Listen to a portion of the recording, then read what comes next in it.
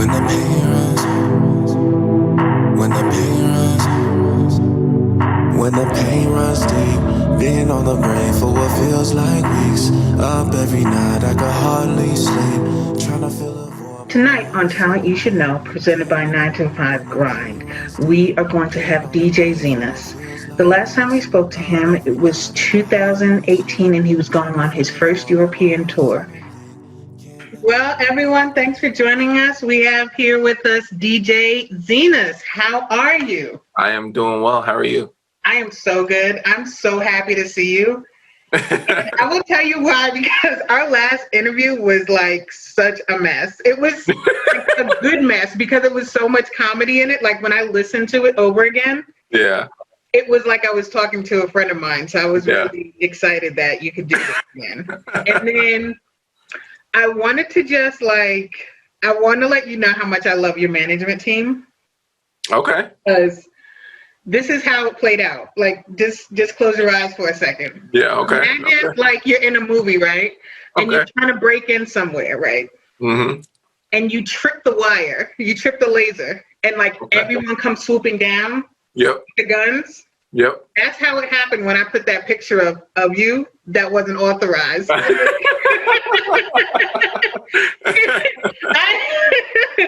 picked up I was like, oh shoot, he's smooth in the suit. You know, I'm gonna just redo this. And they came up to me, they were like, ma'am, if you could just, act slow, please take that down. I was like, that's what I'm talking about. Yeah. And I appreciated that because, branding is really huge, right? It's huge. And people work so hard with that. So I really appreciated that. They were like, listen, and they weren't like nasty about it or anything. They were just like, listen, we will give you some photos you can use. But that one, I know you like it, but no. Yeah, absolutely. So, how did you go ahead?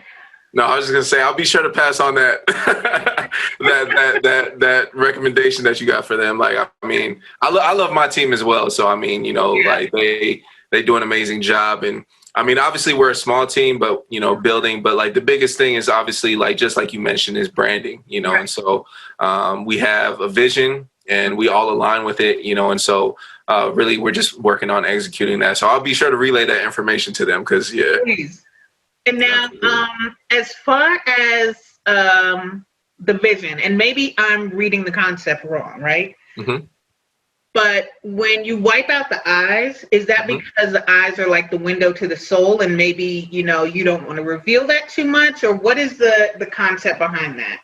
So like it kind of touches on that aspect. So like me, I'm more of like a yes, in the sense that like I don't want to reveal so much of myself yet. Mm-hmm. Like I want people to more so focus on the music, so I want people to focus on the music and get drawn in, get captivated by that. Right. And then like maybe later on down the road, I'll open up more of myself, so that people can see that. Because, typically it's the opposite. People are, especially when you're starting off, you're trying to like put yourself out there as much as possible, which I do want to put myself out there as much as possible. Right. But me, I'm the type of person I really truly value my privacy and just my space. And sometimes like, I don't like this idea that our generation has gotten wrapped up in like this obsession with celebrity. And that, like, right. Like they demand so much from like, for instance, like a prime example is, why am I having a brain fart right now? The guy who played Black Panther.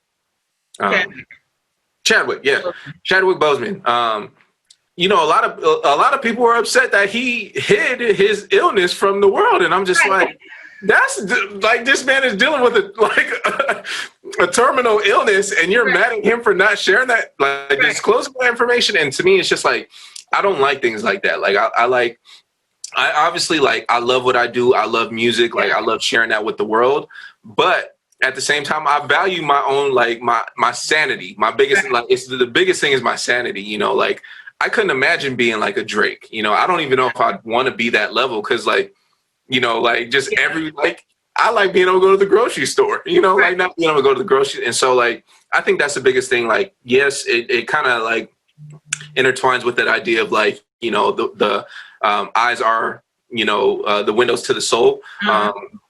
but yes, like I think that's just the biggest thing is like I don't want to reveal too much of myself. I still want to entice people. Like, like obviously give them enough with the music, and then like from there, it's like all right, we love this guy's music. Now, like who is he as a person? And that's when I'll start to open up more, and all that stuff. But as for right now, I just want people to focus on the art itself, so. Well, what's interesting is that Dave Chappelle was on Inside the Actor Studio, right? Mm-hmm. And he said something. He said, you can't become unfamous, but you can become infamous, right? Mm-hmm. Absolutely. And he said, and that was one of the things. He said, $50 million. He's like, that's why I went to Africa, right? He said, I wasn't going crazy. He said, I was chilling. He was like, I was just, getting myself together. But it's one of those things when you're so used to, kind of being low key, and then all of a sudden it's like, boom. Mm-hmm. That's a big shift. Absolutely. So did your team find you? Did you find them? Like, how did this work out? So like we kind of actually found each other. Okay. But I would say it was more so they found me. So, obviously I've been doing music for a while now, right. Taking it more seriously in more recent years. Mm-hmm. But we were just like friends of friends. And so like we had known of each other, but like we didn't really like know each other. And so like we randomly like had a studio session together. Mm-hmm. And so like obviously they were just like, yo, you are super dope. And like obviously we knew of you, but we didn't like know you. Now, right. Like it was more of like, I'm really impressed, and not just like your art, but like the way that you also carry yourself, as a person. And like we feel like that aligns with our values. And me, I'm a big person on energies. I'm big on like that's one of the biggest things that I am. Yeah, like auras and chakras and that kind of Exactly. So, in order for me to like even entertain the idea of working with someone, especially like in regards to business, right. I have to make sure that the energies align. Like, like it's got to feel right. Like, regardless of what this person can offer me, like, if the energies are off, it just, to me, it doesn't equate to good business, So like my thing is like, our energies aligned. And so it was just kind of one of those things like, like it fit like a glove, like it was just meant to be kind of thing, and I'm a big believer that like everything happens for a reason. And I think, that studio session happened for a reason. It was just a random studio session, and so it was just something that we happened to just fall into place. And since then we've just been rocking, getting to know each other more. And then obviously wanting to like, build the bigger picture. Cause, obviously have goals, but like, we're trying to make this a reality kind of thing. So like, how can we, help each other get to each other's goals? So, right. Yeah. So, last we spoke, which was, a little bit ago, you were going on your first European tour. Absolutely. How did that go? What did you learn? What happened? How was Amsterdam? Yeah, absolutely. So honestly, like, the European tour was amazing. And it was like everything I could have hoped it would be and not what I expected it to be at the same time. So like, obviously like we were going out there, like we had some like destinations set up and stuff like that. And we got to hit all of those destinations and whatnot.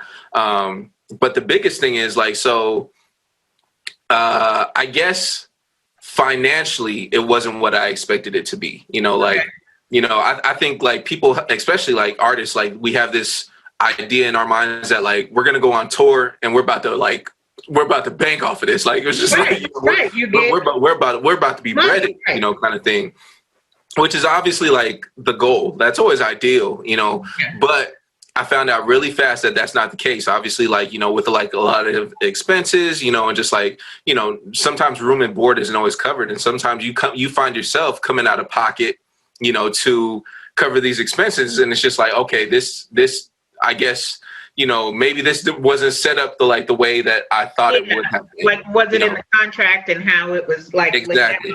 And that's the thing. And that's what's good about having like your team, like Pernell. He can go line by line and say, hey, no, you're paying for this, you're paying for this, you're paying for him to fly, like his girl out on the third week, like stuff like Absolutely. that. Like legit. Absolutely. And the only reason I know that is because I worked in the music industry like a minute ago, like for an artist. And I mean, those riders are real. Yeah. Especially with the contract. So extensive. Like some of those writers, I've seen a couple of them, and I'm just like, Lord, like, you want specifically like Fiji water, like no other kind of water. It has to be Fiji. Like, I'm like, goodness, is this Evian? And they like, like it's crazy. Like I'm like, man. So at that point in time, having a team would have been really beneficial. Having the team that I do now, because I know a lot of those things, a lot of those logistics would have been taken care of. Right. And so I would say in that sense, like it was a little bit disappointing. Like, like I didn't come up on the plus side as much as I would have liked to, financially. But as far as the experience, it was amazing to obviously just be in different cultures and just completely like strange lands. Yeah. And performing for these crowds, and stuff like that. And, so it was like such a common theme that like my bro Ramon and I we would come across people and like they would just chop it up with us like after the show, and they're like, how are you guys not famous yet? Like it was just a common thing. Like obviously, like I think foreigners are kind of like borderline obsessed with American art, to a degree, but I think they recognize that like it was just like, yo, you guys are really talented. Like, why are you not on the radio, kind of thing. And that was really humbling too, it was like dope. Like, I mean, it's cool to hear like, those affirming words where it's just like, okay, like, right. I'm doing something right, so that's cool. But it's just like, I'd be wondering the same thing. I wonder how I ain't famous yet too. Like I'm like, man, you know what? Thank you, because I wonder the same thing every day I wake up. Why am I not famous yet? So, I think that's where the tour was most rewarding. It was a 2-month-long term tour. Mm-hmm. We got to hit a bunch of different places, Vienna, Paris, Amsterdam.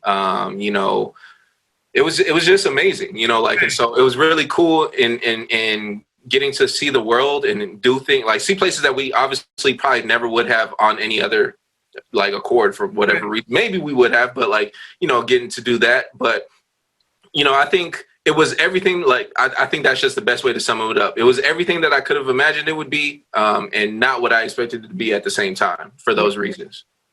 And so have you done, or are you planning to do tours in smaller venues in the U.S.? And I know it's more difficult with COVID. However, I know they're doing some drive-in things. Is that kind of on your plans, or?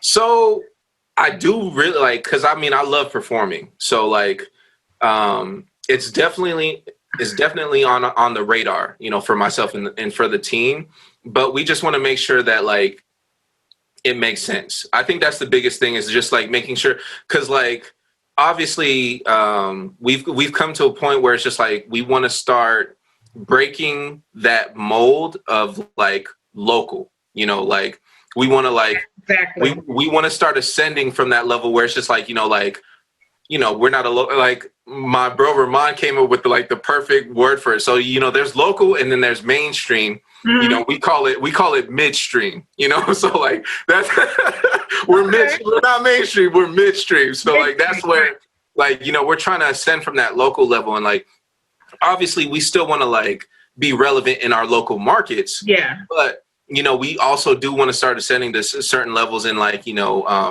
just making sure that like, it makes sense, like for the brand, just like, that's one of the biggest things is like, we're always going to like focus on the brand and making sure that aligns with that. And so, obviously pre-COVID, we were focusing on like a lot of like, I guess, bigger picture, like festivals, like, South by Southwest here in Texas, and those types of things. But because of COVID, that kind of went out the window, and who knows when festivals are going to happen and if they're going to be a thing again anytime soon, in the next couple of years. They're anticipating like actual live shows may not be a thing until like, fall of 2021, potentially like 2022. The rapture is not a game, Yeah. So you had you had a few things happen. So you did a Music Cares partnership, which is pretty cool. That's awesome. And then you moved to Dallas, which I was surprised because I remember you said, hey, I think the next thing that I'm going to do is move to LA. Mm-hmm. And so did you move to Dallas because that's where John is? Or was it something else that brought you there? Because that's a huge opportunity as well. Yeah, absolutely. John was a big catalyst for me moving out here. Because obviously LA was definitely like on the radar. Like that's where I was like, I love Cali personally. Like I love the West Coast vibes. Like I feel like it goes hand in hand with my personality. Yeah. And so I was really considering it, but the cost of living in California is crazy. So, I mean, the way my checkings and savings is set up, I'm like, I don't know. I'm checking in my savings, I'm like, I don't know if I can manage this. And so I was really contemplating, and obviously we came out to visit John. We hit it off. And so we came to visit John January of 2019 for the first time. And he was like urging us to come out again, just to like continue building that relationship and just obviously just connecting. And so we came out again. I think the next time we came out was March. So we came out January, March, and no. I want to say it was January, May, and then July, I think. And so when I came out in May, I could tell that like John, like he had really like grown to liking like just our vibes and like always nice to feel that, you know what I mean? Exactly. Yeah. Especially because like I mean the talent that he's worked with, the people like his roster that he's worked with. I was like, it's crazy. You got Nita and yeah. So I mean he told us he worked with Gladys Knight and I'm like, man, like you worked with some huge names. So his interest in working with us like was really like I was just like, man, this is really amazing, and so so we were when we came out in May, I was just like, okay, like this is cool. I like the DFW, I like the Metroplex, and so it was funny because like when we came out, John, like he was like, let's go check out some houses. Like you could tell he like intentionally planned that. Like he's like, oh, let's just go look at some houses. Just plant a seed, like just nonchalantly, I'm gonna just plant this seed. Let's go look at some houses. Yeah. So we were looking at houses, and obviously the cost of living here in Texas is. You get a 5-bedroom out there for $10 in a Corona. It's like really so serious. Like exactly. And that's what I love the most about it. I'm like, man, the cost of living here is crazy. And so John was just like, man, I really think you guys should move out here. Like just, like he's like, yes, LA, because John's originally from LA, and so he's like, LA is dope, but I think I think him and his family moved to Dallas. I want to say it was like 2008 or something like that, so he's originally from LA, but he's like, he's like, LA is my home. I love it. But he's just like, like, yes, there is a lot of opportunity out there for music, but he's like, it's just, you're going to have to be like, you're going to struggle. Like, basically, like, The thing is like, there's the internet and flights. You know what I'm saying? This isn't like, you move to Texas and you can't get to LA ever again. You're not locked out. So, I mean, that's understandable. And that's a smart business move. It's like family-wise and business-wise for you, Exactly.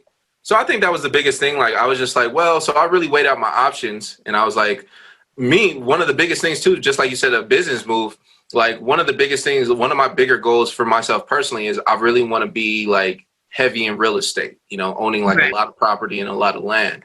And so in order to do that in California, you pay like $600,000-$700,000 and you're still in the hood. Like literally you are in the hood. Like, and so, you pay $600,000, you live in a mansion out here and like you live in an estate. It's not a house, it's an estate, here in Texas. And so just weighing out those options, I was just like, to me, it just makes sense, able to build that connection with John and, just honestly be outside of my comfort zone. My biggest thing was I wanted to get away from Colorado, not saying that like, I love Colorado.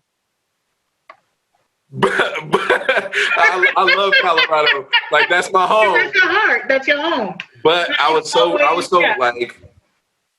ready to just I guess grow, like just explore, and I felt like I hit my ceiling in Denver, like I felt like I actually hit it like years ago, you know, and so like it felt good. Like now having been out here in Texas for a year now, you know, it feels really good to like have been challenged in different ways that I probably wouldn't have in Denver, and to have grown. And so I think that's the biggest thing is, you know, John obviously was a big catalyst for it, but I think it was just one of those things. Like I said, I mean, everything happens for a reason. I felt like the stars aligned. Like it was just like Texas was completely off the radar, but it happened for a reason. So, you said that you took an unofficial hiatus for music. Yes. You know, and I get that. I did the same thing for, you know, some different reasons. But, you know, do you want to kind of talk about that? Like, you know, why that happened, and maybe, you know, what did you do during that time? What kind of caused the shift? Absolutely. So, I mean, I took my quote unquote like unofficial hiatus from music, I think right when I moved out to Texas. So I moved out to Texas October of 2019.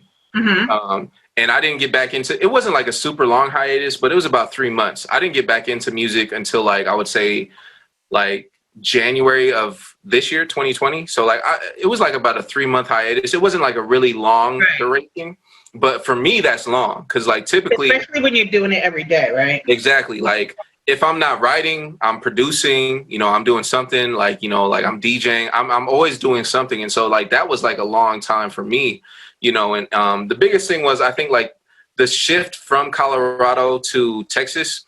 It wasn't like a very difficult shift, but like, you know, I think the biggest thing was like I was trying to just like, I guess, get settled in like my personal life, like, you know, just trying to get more acclimated to, you know, Texas, getting more familiar, not having my studio equipment. That was a big. It didn't all come out with you at the. Yeah, exactly. When I initially came out, my studio equipment didn't come out, like, you know, and so like I didn't actually get my studio equipment until January, you know, and so that's when I actually started getting back into it. So, but like that wasn't intentional either. Like, you know, like it was just like, you know, an unfortunate situation, like the way that panned out, but it all ended up working out in the end. But I honestly think that time was necessary for me because like sometimes like, you know, taking a step back from things isn't like always necessarily a bad thing. You know, I felt like it was a good time to reflect, and I actually got to focus on other things. So like another big goal of mine is to get into film. And so like I got to actually like focus on like really elaborating on a couple ideas I've had for like films. And so a friend of mine, I don't know, are you familiar with Jeremy Pape? Yeah, so Pape, that's my guy. And so like I actually like shared one of my ideas with him about one of my films that I'm actually developing. And he loved the idea, and he was like, bro, forget music. He's like, you need to focus on this idea. Like, he's like, this film idea is like, is like the best thing I may have ever heard, like, you know, like ever. And so I'm just like, A, that's dope, you know, like obviously, you know, but B, I think my first passion is music. So like, I do eventually want to get into film, but I think like that hiatus was necessary because like it really gave me the opportunity to focus on that. Whereas if I didn't take that hiatus, you know, that unofficial hiatus, that may not have ever happened. You know, kind of thing. And so it was just a sequence of events that were like, it was a bunch of like, I guess I wouldn't say like mishaps, but it was just a sequence of events that like organized chaos. Exactly. Yeah. That's the best way to put it. You know, it's funny because those story Bibles that you have to write for film are actually insane. Like, because we're both writers, right? And I actually bought that masterclass by Shonda Rhimes. And, you know, she's breaking down kind of like how to write and all this other stuff. And I'm, you know, thinking, hey, you know, I got character development. I have this and that. And she's like, yeah, so I did like 3 pages for this character. I'm like, so. Okay, pause. And, you know, I'm thinking, I got a whole pilot. Guess what? For one character? 3 pages? What? So, okay, let's get into the music. So. Now you're committed to releasing a song the first Friday of every month, right? Yes. Absolutely. And it's interesting because I know for you, you have like hundreds of songs, right? So, how hard is it to just, release one song instead of saying, why not release one, but then trickle it with like 10 more the rest of the week? Like, so my girlfriend puts it in the like, so obviously for the longest time I've had this like what she refers to as this secret library of hidden like this is this secret library of gems, right. just, like all this music that I'm just sitting on are like gold, but like I'm not releasing to the world. And so right. my biggest struggle to date, I would say prior to this year was being consistent, in regards to music. Like I would release a song and then fall off the face of the planet for like a year and a half, come back like, oh, I'm releasing another song, y'all, and so in order to build any kind of anything substantial, you have to be consistent. The biggest thing is consistency. And whatever business that you're in, you have to be consistent. And so that was like, I guess my biggest misstep as an artist was just like never establishing that deep connection with anyone who like related to my music, any fans, because like I just they didn't have enough, like there's only so much to draw from. And so this year, I decided that I'm just like, okay, I'm just going to start tapping into this secret library of gems, and just like actually start releasing music. I think the biggest kind of like what you touched on, like the biggest difficulty is what song to release. Cause it's just like, timeliness is everything as well. Like, like that's a big thing. It's just like, just releasing music just to release it. That like, that's no strategy. You have to like, the biggest thing is like, regardless of how good the music is, the strategy behind it is obviously like really what drives a song and like what drives your brand, what drives success. And so I would say like, that's been the biggest struggle is like figuring out what that looks like. And that's why I have that schedule. Like you probably can't see it, but like, I see something. Like you see like a schedule, like kind of like mapping out what the release schedule looks like, like film when we're going to be shooting music videos, releasing lyric videos, those types of things. And so it's been nice to actually like get into this level of consistency though, because it feels good now. Like, I've never experienced this level of consistency before, but it's cool to like actually start getting people like, tapping in from different countries and stuff like that. Like, I've been getting people, like a lot of people hitting me up recently, like, yo, I heard your song. It's amazing. Like, like this is literally like the story of my life. Like, and I'm just like, man, like that feels good, and like, this is a person who's like in like Italy, it's just like, what? Like, so that's crazy, but I think, to answer your question, like, the releasing one song a month is super dope. Like, I love it. I actually got the inspiration from Russ. So I don't know if you know the background story of Russ's success, but he actually, before he blew up, he released one song a week for 87 weeks. So that's 87 songs. That's like over a year and a half. Like, that when I read that, I was like mind blown. I'm like, how do you release a song a week for 87 weeks? That blew my mind, and so but that's the kind of like consistency, like, that it takes. If for instance, like you think about it, like in the mixtape era, a prime example is Lil Wayne. Lil Wayne was dropping a mixtape every like, it seemed like every couple weeks he was dropping a mixtape. Right.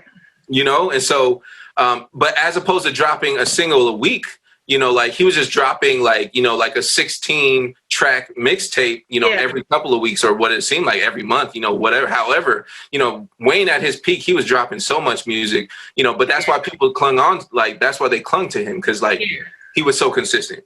And so grasping that concept of consistency, I realized that like, I need to completely switch my gears. Cause like, I can't be relevant dropping one song a year. Like that's never like, unless you just happen to like, it's like hitting the lottery, like that.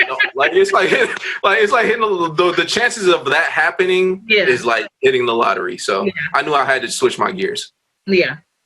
So now, by your side, which I love, by the way. And so I'm going to read this because you were quoted as saying you could say this song is the catalyst of me rediscovering who I am as an artist. Mm-hmm. So it means a lot to me. She means a lot to me. And so are you saying that, was this song dedicated to like a person or was it dedicated to music? Because there are songs, you know, the thing is it can go that way. It can be dedicated to music or it can be dedicated to like a woman. Absolutely. So it could technically be both, but actually like this particular song, it was about my girlfriend, you know? Okay. And so,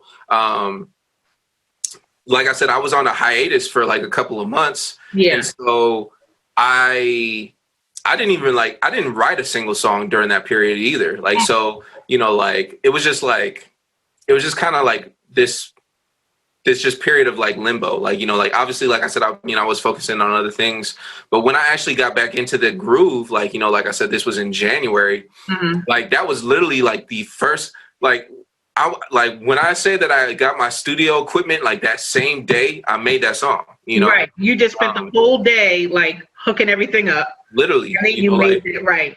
And so like once I got all my studio equipment hooked up, I want to say I wrote By Your Side probably in like an hour, you know? First of all, let's just like pause. Your pen is so fast. I'm going to touch on that later, but it's like fast. Because once I get to the end of it where I start talking about like your more recent stuff, mm-hmm. It's just like, didn't that just happen 2 days ago? Like it was.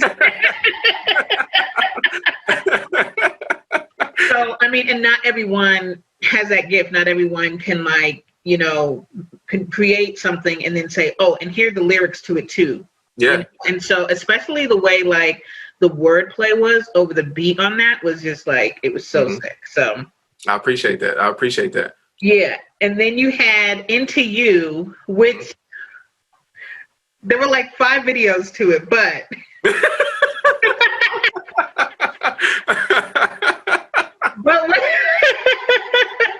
but what I liked is I did like the cartoon video. Mm-hmm. And I wanted to, was that because you had done that work on Black Sands? Was that the inspiration behind it? Or what made you kind of say, hey, let's do like this cartoon version? Because the theme was really kind of cool. Yeah, so actually like Black Sands was one of the like reasons why like I considered the idea of doing like animation. Mm-hmm. Obviously, you know, like just being a part of that project and like, me, I'm a big kid at heart, so like I love everything that's animated. Yeah. Like, yeah. So, and one thing that I've always wanted to do myself personally was do like voiceovers and stuff like that. It's always been like I guess a huge goal of mine is to like, you know, eventually like dive into those kind of things and just, you know, doing some kind of like cartoon work.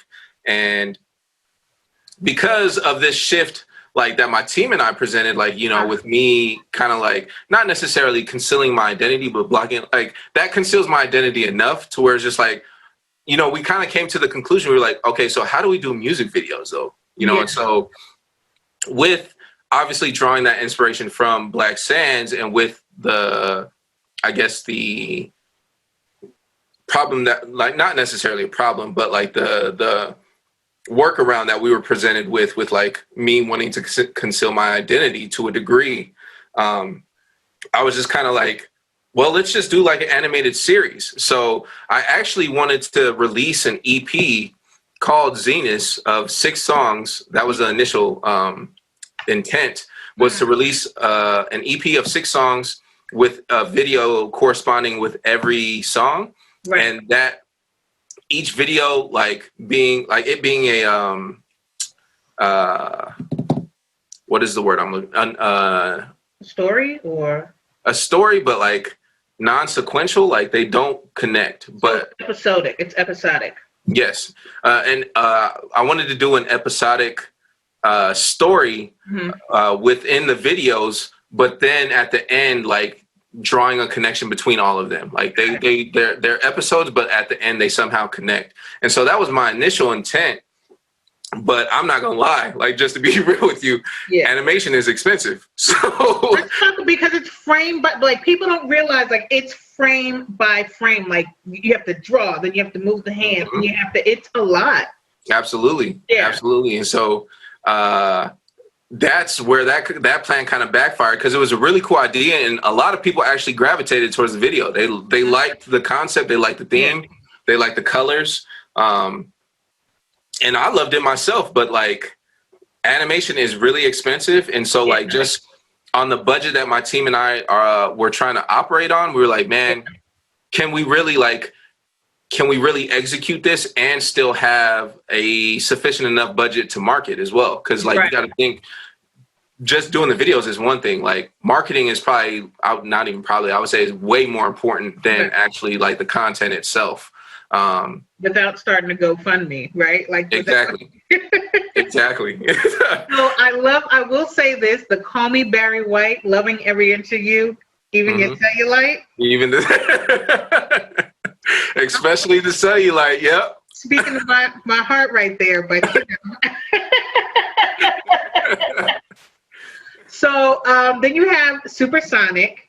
Yes. And I think I wrote it's definitely a sexy song, and I liked it because it reminded me of Rated R. Like, you were a lot more, you know, kind of like in that zone. So this kind of gave me like it reminded me of that. Absolutely. And so, and then I the part you said, passion hot like ether, was really, really dope. And then I said to myself, I'm thinking of the song, and I'm like, yeah, this is dope. And I was like, this song is a sexy song for couples. Because it says, say you love me, girl. And, you know, if this is just one night, you can't just be like, you know, you want to be to like say what? Like. Yep. Absolutely. Absolutely. Like, you see what I'm saying? For someone you actually, you know, you fuck with. Like, this isn't for, you know, someone from the club. So. Yep. Absolutely. And then I liked Where We Gonna Go, because that was like a really cool, fun track. But I'm saying all this because I'm getting the Void, which was probably, other than By Your Side, is like the heaviest song that you have. And to quote it, you said, I hate that when I was around you, you couldn't put the phone down. The irony. And also you wrote a part when it said, when the pain runs deep, been on the brain. Been on the brain. Feels like we up every night. I can hardly sleep, trying to fill a void. And it's so like, that's so relatable in so many situations, because you know people have gone through that, where it's like, yo, you can't even answer the phone. But when we're together, you're up there scrolling, you know, all the time. Like, you can take all these calls. And you know, I think you said that this was based on like an old breakup, and I felt like it was almost like the final piece of closure on it. Like, it was like, so I have closure on it, but now let me kind of express what it was like to go through that storm. Absolutely. So do you feel like that song kind of helped you like seal everything, and, you know, it was just a dope song, like, really. Like, that was the one question, is like, do you feel like everything is kind of like sealed off from that? Because it must have been something pretty intense for you to like written that. Yeah, absolutely. So actually, I mean, the breakup happened like years ago, but like, I wrote Void more recently. And basically, like, I guess it wasn't like the seal to like of closure, I guess, for that particular situation, because I feel like I did reach closure with that situation earlier. But I did so in writing a letter. So I actually wrote a letter to my ex, like, you know, who I had that breakup with. And that's where I guess I provided all that closure in that letter. And basically, this song was like a sum of that letter. Like, this song was like, okay, like, I'm going to draw on like my real raw emotion from that letter, and, you know, express that in a song. Cause like just like you said, like, outside of By Your Side, actually Void might be like you said, my heaviest song, you know? And so, I haven't like, that's why I say that, going back to one of your earlier questions, the reason why By Your Side was a catalyst of me rediscovering myself as an artist was because, like, with a lot of my like music to date outside of like my newer music, I didn't put a lot of myself into it. You know, I wasn't putting a lot of my emotion and stuff like that into it. I was just like, I was looking at it mainly from like a DJ's perspective. So being a DJ, it's a gift and a curse because like I know what a hit is, you know, like I know what people want to shake their, you know, tails to. Like I know what repetition, right? Exactly. And so I was so wrapped up in like, oh, I got to make hits, you know, and like not putting myself into it, that when I wrote By Your Side, like I was just like, man, like I remember after I finished writing it, I was like, this feels good. Like I was just like, you know, regardless. And so I think that that's when I rediscovered myself as like, I'm straying away from like just so much focusing on the hits. Yeah. Like, and putting myself into my music, like just making music that I enjoy. Yeah. Like if other people enjoy it, dope. If they don't enjoy it, that's cool too, you know, but I'm just making music that I genuinely enjoy now. Cause I like the vibier stuff. And so with Void, you know, having rediscovered myself like as an artist and wanting to tap more into my emotional side, that's when I was like, okay, I gotta draw those emotions where I know people, everyone's, well, I wouldn't say everyone, but most people go through a really bad breakup, you know? And so I was just like, how can I communicate that? So I tapped into those old memories, you know, and obviously that those emotions that I felt during that period of my life, you know, and like I said, I summarized that in this song and it just ended up coming out like that. And I think it's been actually the song to date that most people have connected with. At least from just the responses that I've gotten from people and, you know, fans reaching out. Like I think Void is been the song that people have been able to connect to the most, which is actually shocking to me. Cause like, well, actually, I guess it's not that shocking because people are hurt, man. Yeah, people be hurting. We be out here hurting. COVID, there have been breakups. And the thing is, what's nice is that you're in such a good space right now. And I think from what I'm saying personally and professionally, that you can release this song and those feelings have been authentic, but let it go at the same time. This isn't a song that you personally listen to and like are like, damn. You're like, man, that's a good song. Yeah. You know what I mean? Like, and that's what it is. And then you go and you're like, with your girl. Yep, absolutely. And I don't feel that like connection to it where it's just like, I listen to it and I get sad, you know, kind of thing. Right. Like I definitely, you know, like I said, I mean, I had wrapped up like closure to that situation a while ago and this song just kind of summarized that. But, you know, you hit the nail right on the head and just in the space that I'm in, like currently, like I feel like just good about life, you know, in all aspects of my life, you know, spiritually, emotionally, you know, financially. I just feel like I'm in just like a good space, you know, and I'm happy, you know. And I appreciate that. You know, I'm glad you recognize that. Yeah. And so this part, and this is why I said earlier I was going to go here, because I kind of didn't want to go in the order that you released the songs. I kind of wanted to go almost in the intent.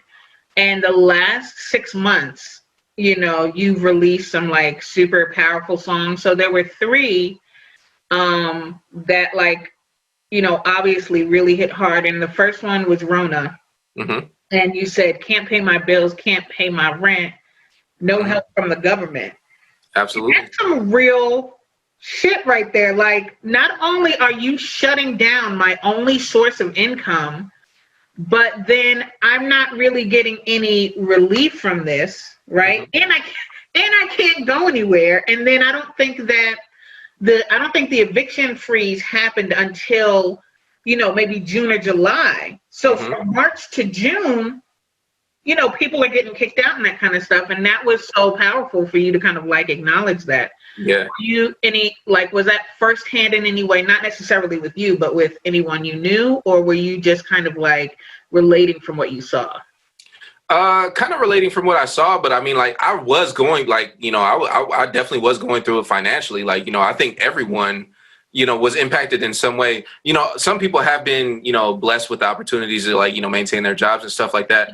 But, you know, I was in a situation, I wouldn't say in a crisis, but I was just like, man, how am I going to make this work? You know, like, I'm just like, you know, and me, I'm the type of person, I'm very prideful. I don't like having to like ask like for like, I don't want to have to borrow money and stuff like, I'm not that type at all. Like, you know, like, you know, and so I was really going through it. I'm just like, man, like, I think I was really frustrated too, is because of like how this administration handled this entire crisis. You know, when I say like, and get no help from the government, like they really didn't do nothing. $1,200. I don't care what nobody says. $1,200. $1,200 in 7 months. It's been $1,200. And like, I remember having conversations with people and they're like, well, I mean, at least they gave us something. And I'm like, what?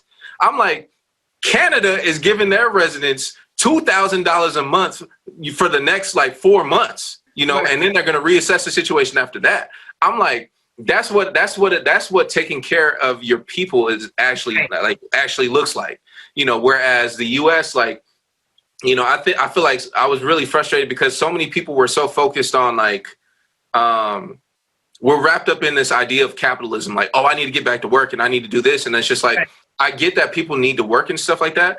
But at the same time, our government needs to take care of us because we're going through a pandemic. You know? And I think that for a while they were doing like the $600 a week. I don't know how long that lasted on top of the unemployment. If people could get unemployment, it depended on what they were doing. And then they cut that to, I guess, equate to the amount that you would have normally been making.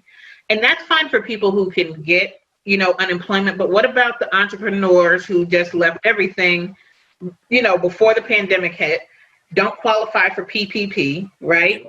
Don't qualify for EIDL. And it's like, you know, these people are kind of like left out there. Absolutely. And that's, you know, that's one of the things I liked about your music is that you touched on, you know, subjects and people can, you know, say, you know, coronavirus, and, you know, they make that with the Cardi B track and that kind of stuff. And that was, you know, I actually really like Cardi B. I like that in entertainment purposes. And this was kind of more like someone understanding you, right? Absolutely. And then you had Breathe, and that was featuring Tay Marie, and you worked on Ty Marie, and you worked on Black Sands with her, correct? Or that soundtrack? That's John John's daughter, actually. Oh, okay. Yeah.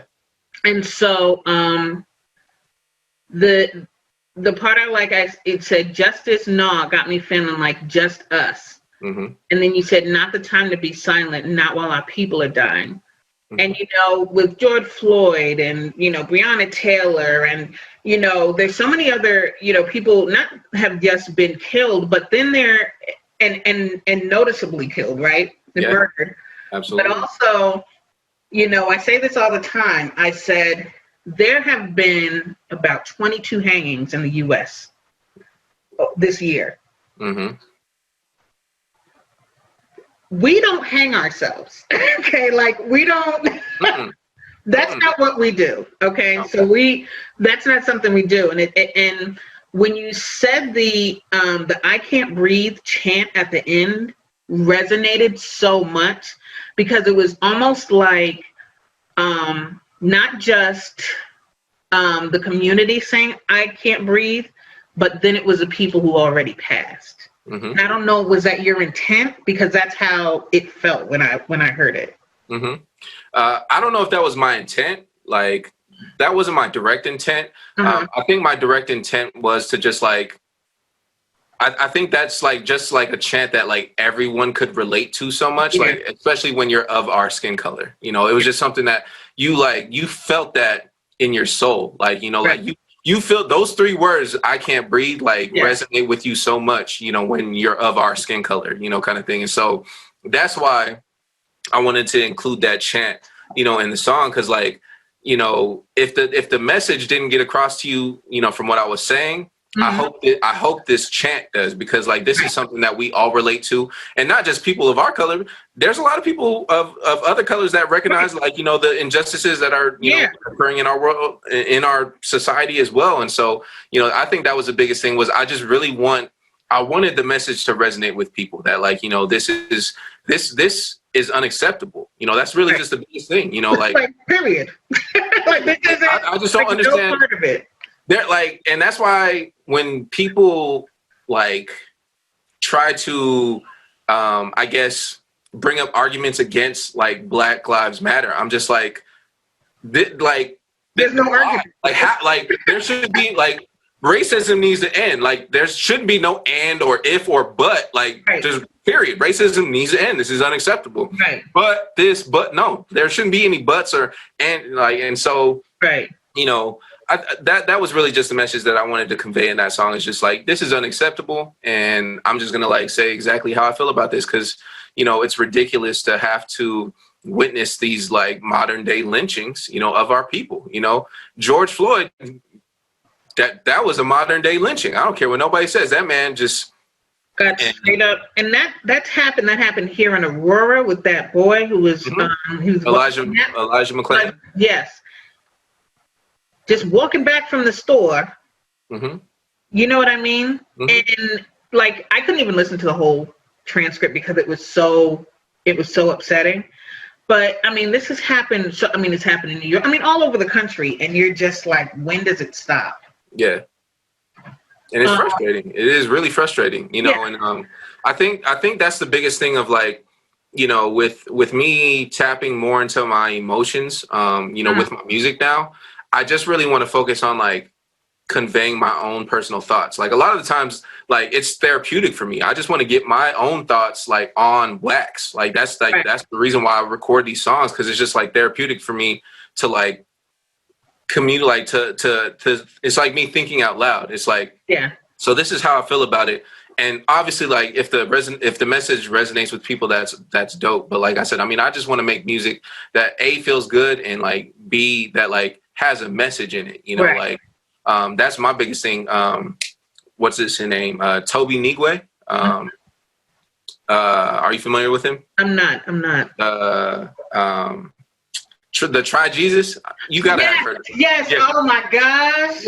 Try Jesus. Don't try me, because I throw hands. So Toby Nigwe, like he's I don't know if I think I pronounced his last name right, but he's been like a huge advocate for like making music with purpose, you know. Exactly. And so I've really been drawn to that, obviously, like towards that direction of like being like making good music, but also making it purposeful. Like, you know, like obviously I feel like there's too much. I feel like our particular people are it's oversaturated with so much negativity, you know, especially in like hip hop. Everybody talking about killing each other and like, you know, negativity. Like it's just like I walk around with a 4.5 and all this, like, and it's like it's frustrating to me that like that's like the music that is like just like hyped to like such a degree, like that's that's just pushed out to our people, where we need to be focusing on different messages, especially now more than ever. You know, like we don't need to be killing each other, like. We already been killed enough. Why do we need to kill each other? Like, you know, and so, you know, making music with a purpose, but also with a positive message, you know, is definitely something that I want to focus on a lot with my art. And I think we were able to at least see a little of that when Nipsey died, and like the Bloods came together and the Nation of Islam. Absolutely. Like for all of them to come together. That was tragic, by the way. Side note, that was tragic, man. I'm not gonna lie. When that happened, that hurt. I really almost shed a tear. Like I was like this. Like I don't cry, but like I was like this closely, like, you know, because it just, that one hurt, you know. So but look how he brought all of those. I mean, warring. You know what I mean? And they came together for him, and I feel like this is another cause that we can make that happen again with, like Black Lives Matter, and then like even going into, you know, now this current election and us coming together with that. And you just released a song called I Voted. And I like when you said this is something way bigger than the facts. Land of the free bitch, it's stolen. And it's like, for real. That's why they changed it to Indigenous People Day. Okay. Absolutely. Because Christopher Columbus didn't discover shit. And I've told my kids that from when they were little, right? Yeah.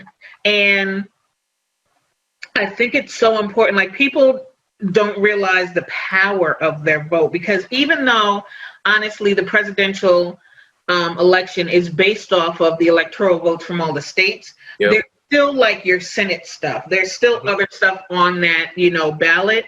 Absolutely. That your vote counts for. And then also it kind of brings to light when you say I voted, that can be utilized in every voting, term, not just for the presidential election. And Absolutely. it's so important that you have that out now. And have you seen like reception on that? And how have you, what have you gotten from that? Oh yeah, like I mean, the song just went live yesterday, I believe, because like I intended for it to come out on Tuesday, but because like I mean, like with you mentioning like my pen being fast, I had to write the song fast, obviously. That's what I wrote. I said this kid's pen, this pen is crazy, because I was like, that's why I said, wasn't that Monday? That's exactly what happened. Yeah. So I had to write the song fast, and like like I got it to my distributor obviously as fast as I could, but like obviously it going live on like the major platforms like the Apple Musics, the Spotify's, and all that stuff. Yeah. There's sometimes delays. It just depends. Like obviously like if you were like a Kendrick, a Drake, a J. Cole, they could probably have your stuff like literally on there the next day. Yeah. But when you're not on that level, when you're an independent artist still trying to like build. Like sometimes it just takes a while. So like the song didn't go live, I want to say, until yesterday. But I mean, the response to it has been amazing. Like I've like, before I even started promoting the song, like there were people on TikTok making videos to it, which was crazy. Like I didn't even start promoting it yet, which was crazy. Like, I mean, because when you go on TikTok, you can search songs and like, sounds and stuff like that and see how many videos have been made to this song, so that was crazy to see that like people had already started using the song and I hadn't even promoted it yet. Do you get paid for that, for the TikTok usage? Yeah, you get paid for it being on TikTok. Absolutely. Yep. Yeah. So yep. Go make a video. I voted. I'm trying to tell everybody, go make a video. Like, cause obviously that's the message that I want to convey is just like you said, like you hit the nail on the head, is that our vote, like, we have to use our voices. Like our voices matter more than like what they think. Like, yes, obviously when it comes to the presidential election, the electoral college, which is complete BS. But that's the story for another day. Popular vote, quite honestly. And that's Proposition 13, everyone, just in case, 113 is basically allowing for the popular vote to be counted if, there's some discrepancy with the electoral vote. Absolutely. Because to me, how is it a true democracy if we can't vote our own person, our own president into office? Like, to me, isn't that like literally what the definition of a democracy is? So, to me, that just doesn't make sense. But just like you said, beyond that, like there's obviously like federal level, state level, like things that like you can have a huge, especially at the state level, and so that's really the biggest thing is just like go out and like there's people who are just like, oh, I'm just not into politics and all this stuff. And that's why I say in that song, just like you said, this ain't about the right and Democrats. This ain't about politics. It's way bigger than that, And so we're talking about livelihood of like a lot of demographics of people, like people who are suffering right now, and so I think that was just the biggest message is just like use your voice. Like I don't care. There's just no excuses at this point. Like I don't care if you don't like politics or whatever the case may be. Go vote. I don't want to hear no excuses. There was this. Did you hear that song? It was by Yellow Pain, and he broke down all of the. He's a rap artist, but he broke down all of the pieces of government. Oh, the cat with the yellow hair? Yes. Yeah. I know exactly what you're talking about. And I was like, see, and I sent that to my son, and my son sent it to his friends, and I'm like, and that's how you get through to them. You know what I mean? Absolutely. And so, we're just, you cross your fingers. And one thing I'm doing is, even on the ballot, there's some stuff I don't understand. And I will Google it. I'm like, okay, what does this mean? Break it down in layman's terms, and then I, make my decision there. And I think people should take the time to do that. Don't just not fill it out. Mm-hmm. Just look into it. If you have enough time to like scroll through IG for, 20 minutes, you have time to look up what these 3 or 4 things mean on that ballot, And definitely don't leave it blank because they could potentially throw out your ballot because of that. I know. That's crazy. Like, that's what a lot of people don't understand is like, if you leave something blank, they are trying to find every excuse to throw out ballots. Can I tell you how I am walking it to the actual polling place, like, and dropping it off, and I'm gonna watch the broad put it in there. Yes. Like, I don't want any. We don't want any problems. Mm-mm. I'm not doing this whole mailbox thing, because then I'll turn around and there's a black van and it'll pick the mailbox up, and like. Not doing any of that. I'm taking it. It's serious. It's serious. Like, I honestly think this may be the most pivotal election of like recent history, like of our time. Yeah. Like, obviously, Obama getting elected into office was huge. Oh yeah. To obviously be the first African American president of all time, but like.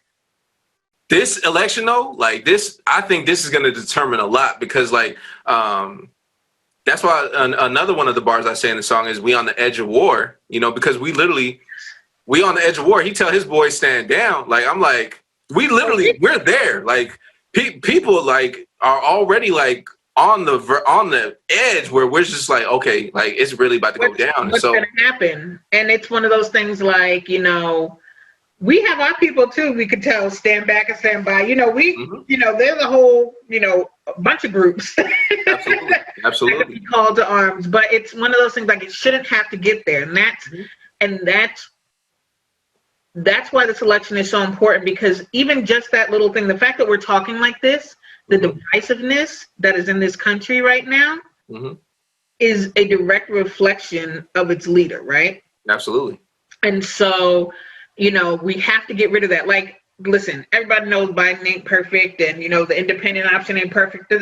But you know what? Like, he's not sitting there like, you know what? I don't like these kind of people, so I'm gonna lock their kids up in jail and lose their parents. And at least Biden can denounce racism, like and white supremacy. This man, when given the opportunity to denounce white supremacy, couldn't even do it. He said, "What you want me to say?" Like, man, I'm sorry, my bad. I'm over here cussing. I'm like, "What you mean? What you want? What do you mean? What do I want you to say?" It took him 3 business days, right, to say, "No, that's not good at all," right? Oh my gosh! All right. So I'm just like, I'm like, this is crazy. Like, there is nothing presidential about this. Like, it's even like hard for me to call him a man. He's not even a man to me. Like, like, you can quote me on this or not, on or off record. The reason why I hate Donald Trump so much, I despise. Like, I don't know if I loathe anyone on this planet more than Donald Trump. Is because he is the epitome of white privilege. He is literally the epitome of it. This man has, like, I would say, arguably been one of the worst presidents of all time, but he's been enabled so much because he's an elderly, rich white man. And that's even in his first campaign, when he was not showing his taxes, when he was mocking a handicapped person, when he said, and he still got elected. Talking about grabbing women by the pussy, Right. And my thing is, like, these people are such hypocrites, because let Obama had done like half of let Obama had said he was grabbing women by the pussy, all the white people would have been up. Oh my God, this man can never be president, And so that's why I hate him so much, because, like, he is literally the epitome of white privilege. He does nothing but, like, he could do whatever he want. Like, he could literally go in the street and shoot a black person in the face and kill him, and would get away with it. I promise you. And then the Secret Service would surround him and bring him back to the White House. It's a lot. It's a lot, because, and that's what, that's why I said Beijing Barry, because I don't know if you heard Obama's speech in Pennsylvania, where he said if that's what they would be calling him if he had bank accounts in China. Mm-hmm. I was like, oh my gosh! So it's such hypocrites, and just like I just can't stand him. Like, it's not even just like him. Like I just can't stand him. Like, just but like just what he embodies. Like, he is literally the embodiment of white privilege, and I just hate it so much. Yeah. Well. But anyways, that was a side note. Should I cut that out? Do you want me to put it on there? You do. We're gonna keep it real. We're gonna keep it funky. Listen, This is America.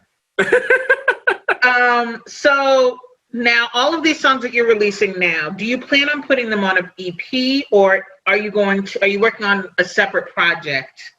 Outside. I've actually been conflicted about this a lot because I've had a lot of people reach out and ask me like, so when are you dropping a project though? Like, love the singles, but we want a collective body of work, like that we can, obviously digest.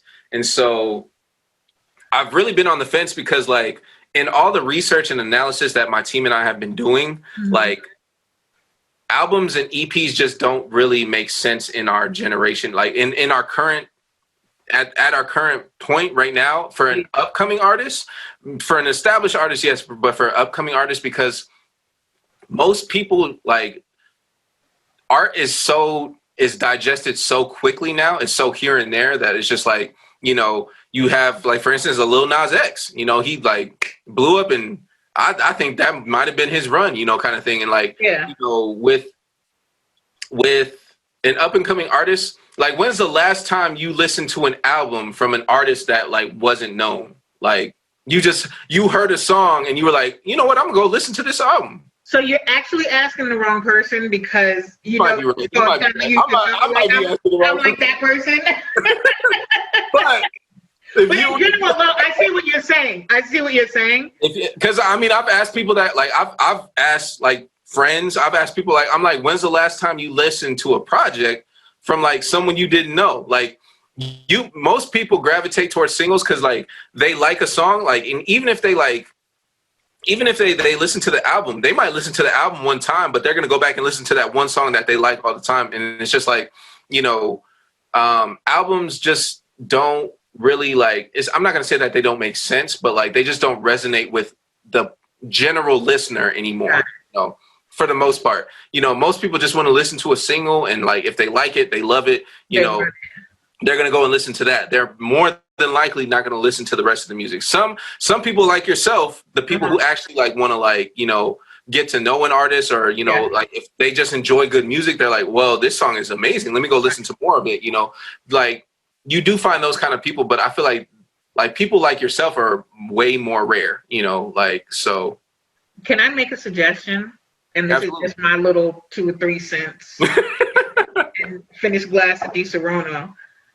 What about all of the songs that you released up until the election?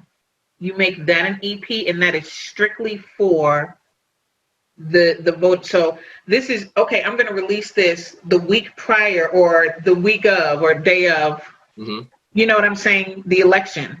And it's I Voted, it's Breathe, it's Rona, and it's maybe 2 more songs. And that's just like one package. I like that. I like that idea. You know what I'm saying? I think that would be actually powerful because it's all the same theme and it's all, like relevant in this time. I like that idea. I definitely like that. Put it on the board, just... You shot your shot, and you would have heard. You know that sound like. Right. you shot your shot. I like that. I like that. It went in. Listen. I like that. Tell Pernell I'm not trying to like take any. I don't want to get any emails or DMs talking about listening. Any final words, any last things that like you want everyone to know, or what about where they can find you again? They can find me everywhere. Like, I mean, so Instagram and Twitter, basically my ad name is just officially Zenas. Zenas spelled Zenas, officially Zenas. My Facebook is facebook.com/DJZenas. And then you can find me on all major streaming platforms. Oh, that is one thing that I do want to say. I will be launching my merch soon. So be on the lookout for that. That's something that's like, I've been keeping that under wraps. And so like, you're actually probably the first person I've actually told that. So, so that is actually something. Yes. Yeah. Hoodies. Okay. Be on the lookout for that because I've been really excited about wanting to put out merch for a long time. And I've just been working on making sure like that I'm developing A, the right quality, but B, the right the right, I guess I would just say the right quality that aligns with my brand. You know, obviously like the brand that my team and I are building, and just making sure that my merch is a direct reflection of that. And so that's really what I've been like low key working on for like the past like probably couple of months, like just diving into. So it's gonna be dope. Gonna have backpacks, duffel bags, you know, hoodies, I love a good duffel. T-shirts. It's gonna be dope. It's gonna be dope. Okay. So be on the lookout for that. Outside of that, just be on the lookout for more music. Like I said, one new song a month at least. You know, obviously I might drop these one-offs like the I Voteds, you know, and stuff like that. Like if I'm feeling inspired, I might just drop, you know, obviously more music than just like one song a month. But definitely like just be on the lookout for more, because I know a lot of people are like, oh, you're like actually still putting out music. I'm like, yeah. And expect more, because I'm gonna be putting out a song a month. Right. Get familiar. Absolutely. Well, I want to tell you how excited I am that like we got on this call, because I was really, you know, just looking forward to it. And I love your music so much. And you would like your smile, just everything. And like I said, you know, it was like from 20 people to 20,000, you know, you're always on. And I really appreciate that. Yeah, absolutely. Gotta keep it a thou wow. Is it a thou wow? Okay. Gotta keep it a thou wow at all times. Find a place on the map. Better put on the mask. You ain't even gotta ask. Yeah, I voted. Skin melanin. Yeah, I'm coated. Land of the free. Nah, I stoned it. Donald Trump, he a